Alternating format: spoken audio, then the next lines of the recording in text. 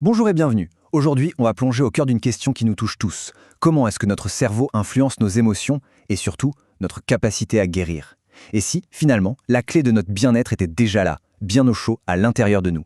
Allez, c'est parti, on explore ça ensemble. On les connaît bien, ces petites phrases, n'est-ce pas? C'est juste dans ta tête.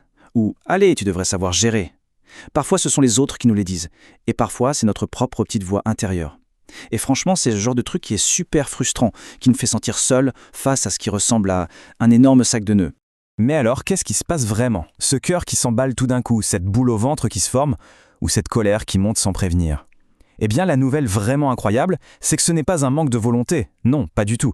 Tout ça, ça vient de la mécanique même de notre cerveau. Et ça, c'est génial. Pourquoi? Parce que si c'est mécanique, ça veut dire qu'on peut le comprendre et surtout qu'on peut agir dessus. Donc, s'il y a une seule chose à retenir pour l'instant, c'est ça. Ça n'est pas de ta faute. Il y a une explication scientifique, une raison biologique derrière tout ce que tu ressens. Allez, on va regarder ça de plus près pour démystifier un peu ce qui se joue à l'intérieur.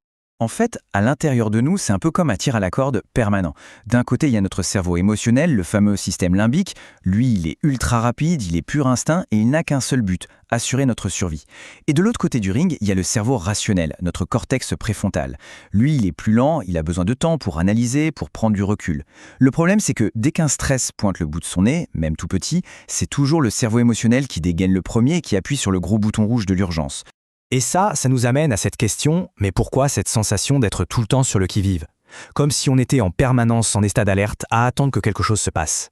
Pour comprendre ça, il faut rencontrer deux personnages clés dans notre cerveau. D'abord, l'amygdale, c'est notre petite sentinelle interne. Son job, c'est de scanner tout ce qui se passe et de crier « danger ». Le souci, c'est que quand on vit beaucoup de stress ou un trauma, elle devient complètement hyperactive. Et puis, il y a l'hippocampe, le grand bibliothécaire de nos souvenirs. Normalement, il classe tout bien proprement. Mais quand un événement est trop intense, il est dépassé. Le souvenir reste là, en vrac, et c'est ce qui peut provoquer des flashbacks ou des réactions qui nous semblent totalement disproportionnées. Franchement, cette métaphore, elle est parfaite. Une amygdale hyperactive, c'est exactement ça. C'est comme si ton alarme incendie hurlait à plein volume simplement parce que t'as un peu trop fait griller ton toast le matin. C'est normal de se sentir complètement épuisé à la fin de la journée, non?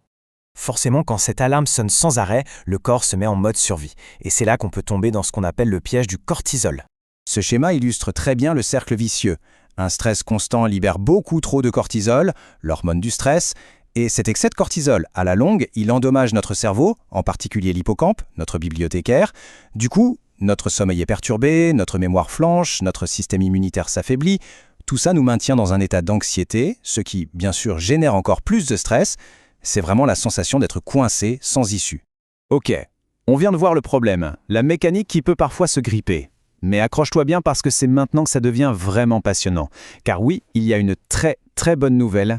Et cette nouvelle, elle a un nom. La neuroplasticité. C'est une véritable révolution scientifique. Ça veut dire tout simplement que notre cerveau n'est pas une machine figée une bonne fois pour toutes. Pas du tout. Il est malléable, il est plastique. Il peut se réorganiser, créer de nouvelles connexions, et ce à n'importe quel âge de la vie. Regarde cette image, elle est super parlante. Tu vois ces chemins neuronaux tout emmêlés, ces autoroutes de l'anxiété, de la peur, des schémas qui se répètent encore et encore? Eh bien, ce n'est pas une fatalité. On peut littéralement construire de nouvelles routes, des autoroutes du calme, de la sérénité. Et plus on les emprunte, plus les anciennes routes se transforment en petits sentiers oubliés. C'est sans doute le message le plus puissant de tous. Notre cerveau a cette capacité incroyable de se réparer lui-même. Ce n'est pas de la pensée positive ou un vœu pieux, non, c'est un processus physique, concret, que les scientifiques peuvent observer et mesurer. Ce pouvoir de changer la structure même de notre cerveau, il est en chacun de nous. D'accord, c'est bien beau tout ça, mais concrètement, comment on fait? On passe à la pratique. Voyons ensemble comment on peut, activement, reprendre les commandes et commencer ce fameux processus de recablage. Il existe des approches thérapeutiques vraiment puissantes pour accélérer ce processus. L'EMDR, par exemple, aide à digérer les souvenirs qui sont restés bloqués. Il y a aussi le EFT ou tapping, l'hypnose pour aller reprogrammer des croyances profondes. Ce sont des outils qui s'adressent directement au cerveau émotionnel et qui vont bien plus loin que la simple discussion. Mais ce qui est génial, c'est qu'on n'est pas obligé d'attendre. Il y a un pouvoir immense dans notre quotidien. On peut commencer à semer les graines du changement dès aujourd'hui, là, maintenant. Alors voilà 4 habitudes toutes simples, mais qui sont de véritables pépites. Premièrement, apprends quelque chose de nouveau. N'importe quoi, une nouvelle recette, un mot dans une autre langue, ça force ton cerveau à créer de nouvelles connexions. Deuxièmement, sors de ta routine. Prends un chemin différent pour rentrer chez toi. Le cerveau adore la nouveauté, ça le stimule. Troisièmement, juste 5 minutes de pleine conscience par jour. Ça suffit pour commencer à calmer la réactivité de ton amygdale. Et enfin, quatrièmement, bouge. 30 minutes de marche, ça libère des substances magiques qui aident à créer de nouveaux neurones. C'est quand même fou, non ? Et bien sûr, on ne peut pas parler de recablage sans parler des fondations. Parce que sans ces 3 piliers, c'est comme construire une maison sur du sable. Le sommeil, d'abord, c'est le grand nettoyage nocturne du cerveau. L'alimentation, ensuite riche en bons nutriments pour nourrir nos neurones. Et l'hydratation. Notre cerveau, c'est principalement de l'eau. Ces bases sont absolument non négociables. Alors voilà, il est vraiment temps de retrouver cette liberté intérieure. Tu n'es pas condamné à rester prisonnier de tes schémas. Tu n'es pas cassé, tu n'es pas défectueux. Ton système fait juste de son mieux avec les informations qu'il a reçues. Garde bien ça en tête. Notre cerveau est une merveille de la nature. Il est programmé pour évoluer, pour s'adapter et pour guérir. On mérite tous de comprendre ce qui se passe à l'intérieur, de mettre de la lumière sur nos propres fonctionnements. La connaissance, c'est la première clé, la première étape. Maintenant, la question c'est, quel pourrait être le prochain petit pas pour toi ?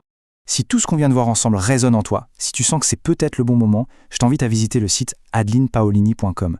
Tu pourras y prendre rendez-vous pour un appel découverte. C'est offert, c'est sans aucun engagement, c'est juste un espace pour parler et voir si un accompagnement pourra être le bon chemin pour toi.